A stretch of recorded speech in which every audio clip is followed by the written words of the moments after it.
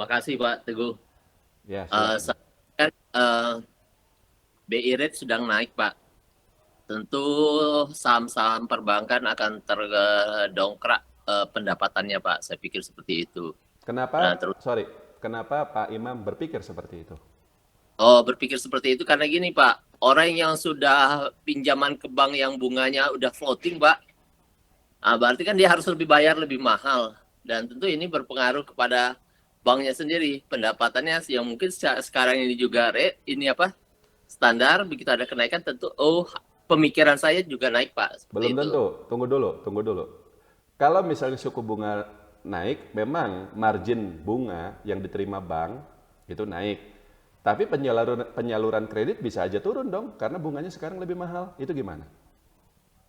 Nah, iya, itu memang seperti itu Pak. Eh, Otomatis masyarakat yang akan mengajukan kredit tentu berpikir-pikir dulu menahan seperti itu Pak. nah jadi Memang gimana?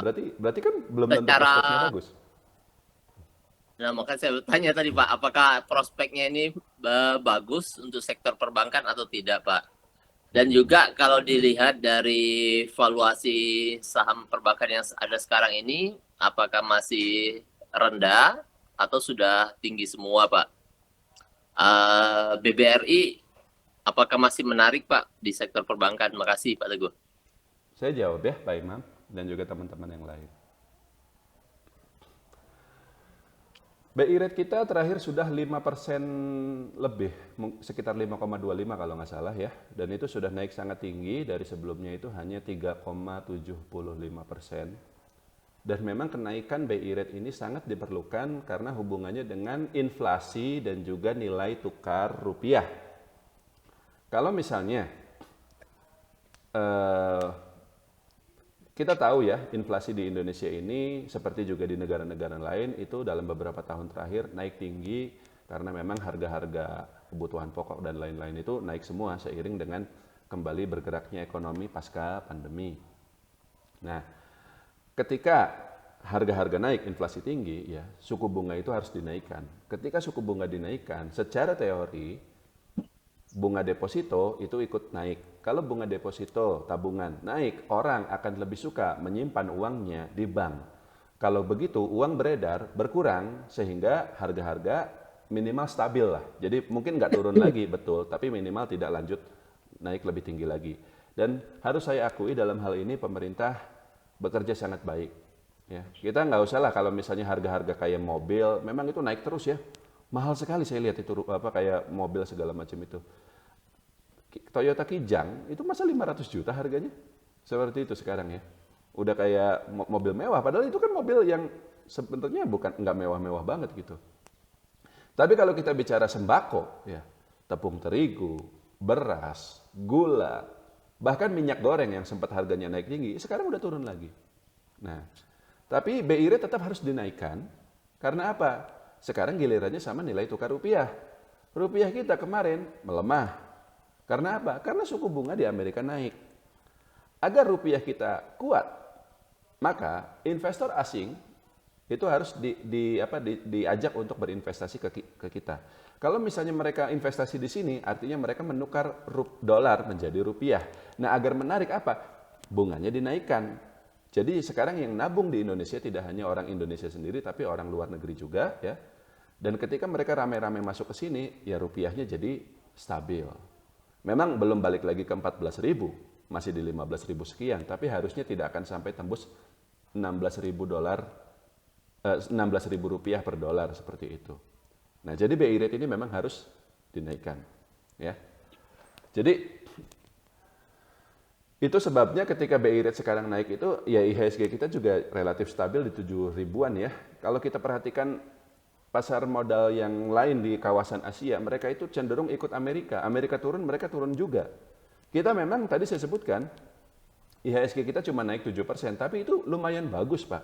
Kayak Malaysia segala macam, Singapura itu negatif loh untuk tahun 2022 ini, karena ngikutin Amerikanya seperti itu. Nah, kenapa IHSG kita itu, sorry balik lagi ke BI rate ya. Sekarang BI rate-nya naik, dampaknya pasti ke perbankan.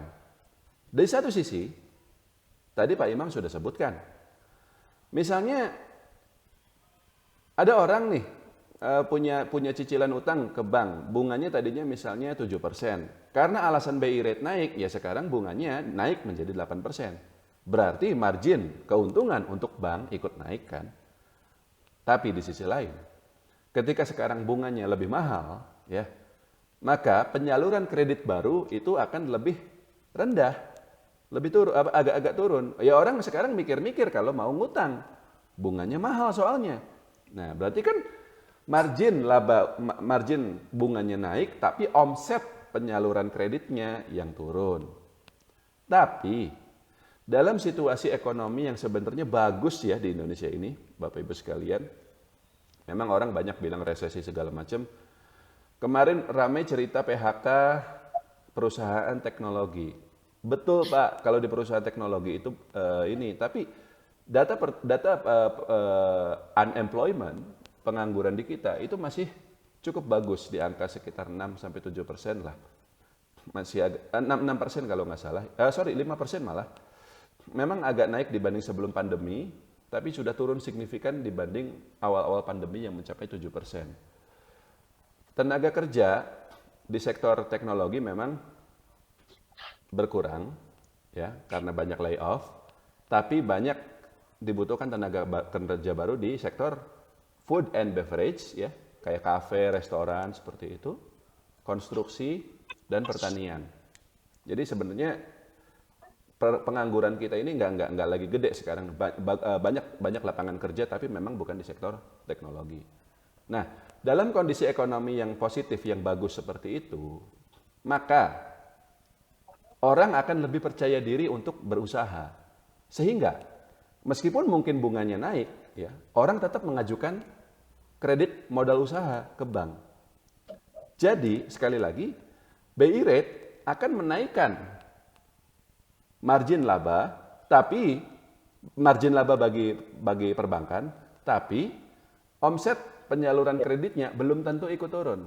Karena ekonominya sekarang lagi bagus. Beda ceritanya kalau misalnya ekonomi kita lagi seret ya, suku bunga naik, ya bisa resesi seperti itu. Makanya itu yang terjadi di Eropa sana itu ya, memang di sana lagi ada krisis energi. Makanya bank sentralnya tidak berani menaikkan suku bunga. Tapi di kita ceritanya beda. Di sini tidak ada krisis energi. Di sini sempat terjadi krisis minyak goreng, tapi sudah teratasi, udah beres, nggak ada masalah. Jadi makanya BI rate dinaikkan. Jadi dampaknya ke perbankan bagus Pak. Margin laba mereka naik dan omset penyaluran kreditnya secara teori harusnya tidak akan turun karena kondisi ekonominya juga bagus. Ya. Dan itulah kenapa BRI ya naik lagi ya. Kemarin sudah mencapai 4.700, bentar lagi 5.000 itu paling. Bank Mandiri sudah 10.000, BNI sudah 9.000 sekian. Yang beda ceritanya ya bank-bank digital yang kecil-kecil itu ya. Tapi itu kan ya sejak awal gorengan ya, jadi nggak bisa disamain dengan Big Four itu ya, BCA, Mandiri, BRI, dan BNI. Dan sejak awal kalau kita mau invest di saham perbankan, ya memang pilihannya hanya itu saja. Kalau bank-bank yang kecil-kecil yang ada stempel digitalnya itu ya gorengan aja lah, itu spekulasi. Problemnya Pak Imam, kalau kita bicara valuasi ya udah nggak murah lagi ya. BRI dan kawan-kawan ini udah nggak murah lagi. Saya sendiri pun ya masih, jadi prospeknya bagus betul. Kinerja perbankan ini karena dengan kenaikannya BI rate ini akan lebih bagus lagi nanti di tahun 2023. Betul. Tapi kalau misalnya kita masuk di harga sekarang, saya ingat baru setahun lalu ketika Bank BRI ini ada sempat raih isu waktu itu ya, karena dia masuk Pegadaian itu diakuisisi sama Bank BRI, itu harga sahamnya turun sampai 3.500 Pak. Karena harga strike isunya itu di 3.400. Nah saat itulah saya bilang kalau kita mau beli BRI saat itu waktu terbaik di 3.500 itu. Tapi sekarang sudah 4.700. Masih bisa naik lagi nggak? Bisa. Mungkin sampai 5.000. Tapi bisa nggak dia turun misalnya balik lagi ke 4.000? Ya bisa juga. Beda dengan ketika kemarin dia di 3.500. Bisa nggak dia naik sampai 4.500? Bisa. Sudah terjadi sekarang. Tapi kalau waktu itu ada tanya, Pak Teguh gimana kalau nanti turun lagi? Nggak mungkin saya bilang. BRI ini bagus dan dia turun hanya karena reg isunya saja. Dia nggak bakal turun lebih rendah lagi dari harga 3.500 atau 3.400 itu. Nggak mungkin. Kinerjanya bagus. Jadi waktu itu risk and reward-nya sangat menarik. Reward-nya BRI bisa naik sangat tinggi, risk-nya almost zero. Nggak ada waktu itu.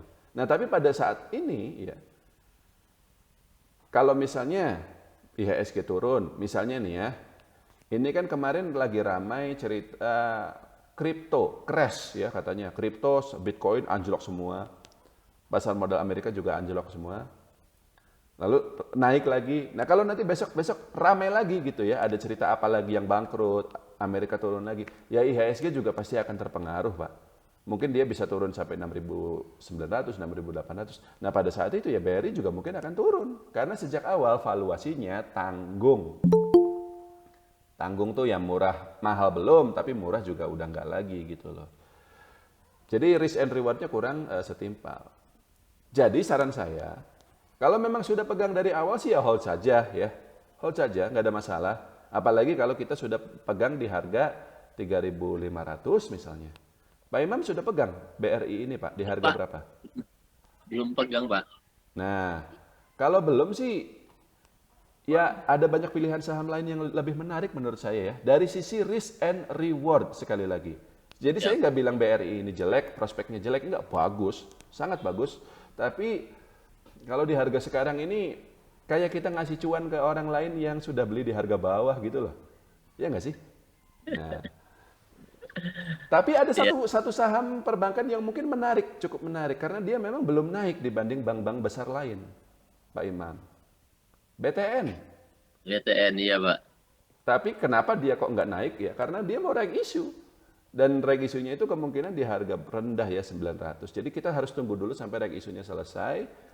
Kalau nanti dia turun lagi nih misalnya dari 1.500 sampai berapa ya, saya nggak tahu. Mungkin saya sendiri pun akan masuk karena kalau kita bicara prospek, memang sangat menarik juga dengan kenaikan BI rate ini gitu.